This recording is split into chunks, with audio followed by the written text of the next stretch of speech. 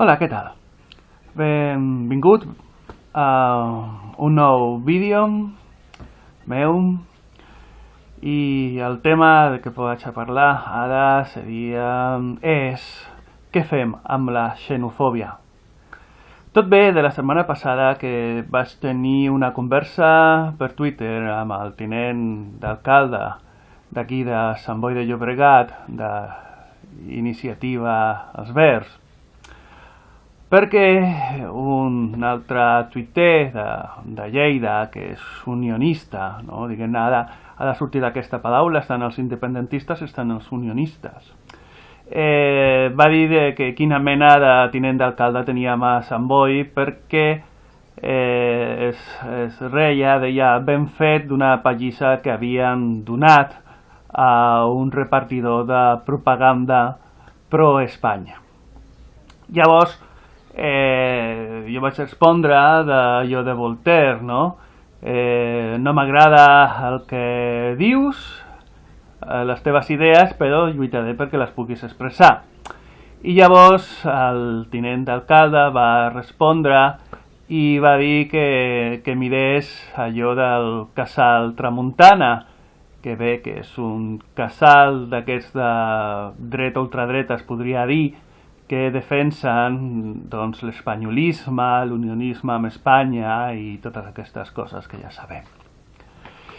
I llavors jo vaig dir que sí, que és veritat, clar, no estic d'acord en cap mena de violència, però que si hagués estat per mi, en comptes d'haver donat una pallissa, al contrari, el que hagués fet és posar-me al costat fent la propaganda inversa. És a dir, si aquests feien propaganda de la manifestació del 12 d'octubre, de l'anomenada hispanitat, jo m'hagués posat en silenci al costat a donar propaganda en contra de la manifestació del 12 d'octubre. I llavors que els violents haguessin estat els altres, que això seria molt normal, no? Diria, tu què haces, com te atreves, vete de aquí, i aquestes coses típiques que aquesta mena de gent sol fer.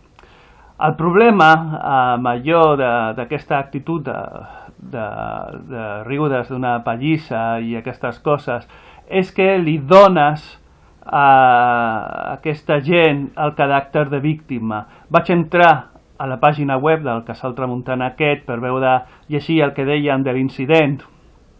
I sí, claríssimament, estaven tots com que eren perseguits, com que s'havien d'oposar amb més força i totes aquestes coses perquè havien de continuar en el patriotisme espanyol i això. Això a l'inrevés també seria. A l'inrevés també seria, vull dir que si hi hagués un tipus de casal Tramuntana però amb patriotisme català diria exactament el mateix. Perquè la xenofòbia, el que es diu xenofòbia, vol dir por a l'estranger. La xenofòbia és fomentada pels nacionalismes, i no només és fomentada pels nacionalismes, siguin d'on siguin, sinó que és fomentada legalment pels estats actuals. Els estats actuals, amb les seves fronteres, necessiten de la xenofòbia per reafirmar-se a si mateixos. En el moment que jo tinc un document de control de l'Estat que diuen que anomenen DNI i que em donen assistència sanitària perquè tinc aquest paperet i en canvi a una persona que no ho té no li donen assistència sanitària, això viola els drets humans i és xenofòbia. En el moment que no em deixen entrar en un país perquè no soc d'aquest país i aquestes coses, això és xenofòbia. En el moment que es legisla, depenent de si ets nacional o no, cosa que passa molt dintre de la Unió Europea i ara també aquí a les Espanyes, a Espanya, l'estat espanyol o com vulguis dir-li, això és xenofòbia. Llavors, si tenim un sistema d'estats que propulsa, que defensa la xenofòbia, què es pot esperar dels ciutadans que estan amb el cervell rentat que defensen aquest sistema d'estats. És igual, imaginem que aquí s'aconsegueix la República Catalana i llavors es fan fronteres i el més segur és que acabaríem igual. L'anomenen Casal Tramuntana aquests espanyolistes, llavors els catalanistes l'anomenarien, jo què sé, Casal Sant Jordi, o si existeix algun Casal Sant Jordi demano disculpes, no estic dient res, però per dir un nom així molt català, molt de tradició catalana.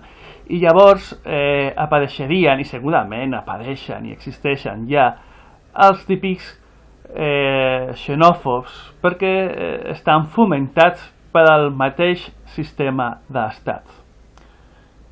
Tenim una oportunitat. Si al final Catalunya acaba sent independent i aconsegueix ser sobirana, és a dir, que no estigués dintre de la Unió Europea i no usés l'euro, tenim l'oportunitat de crear un nou sistema d'estat que no es basi en la xenofòbia, un nou sistema que sigui més intel·ligent que el sistema actual. Tenim aquesta oportunitat. Som humans i segurament el més segur és que la desaprofitarem. No només per això, perquè també hi ha aquesta cosa de que si no obedeixes que anomenen lleis internacionals, t'arriben els marines i et bombardegen i diuen que ets un genocida i aquestes coses, com van fer a Sèrbia i a altres llocs. I bé, el tema de Sèrbia va ser que van caure en una trampa. Ara ho sabem després de pensar que eren tot el contrari, no? Però igualment, gent a tot arreu, de tota mena, que parla tots els idiomes, que pensen que els contraris són els enemics i no ho són.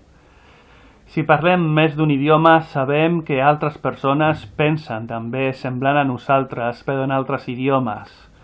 I quan més viatges, i diuen que la xenofòbia es cura viatjant, també es cura llegint, aprenent altres idiomes, no fa falta viatjar ara mateix que tenim internet, no?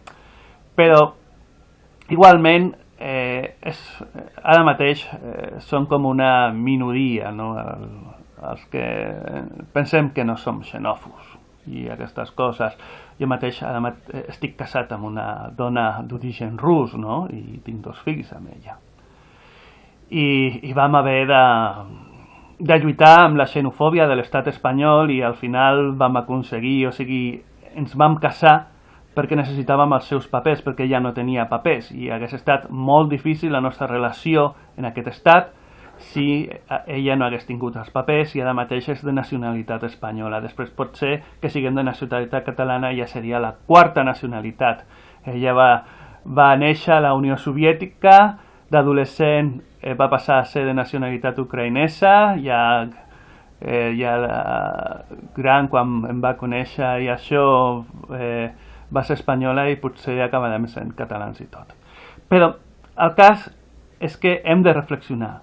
Què fem amb la xenofòbia fomentada pels propis estats? Aquesta xenofòbia que potser és de baix perfil, però que fomenta després grups que passen a l'acció violenta. Hem de pensar molt bé en tot això. I bé, gràcies per la teva atenció, com sempre.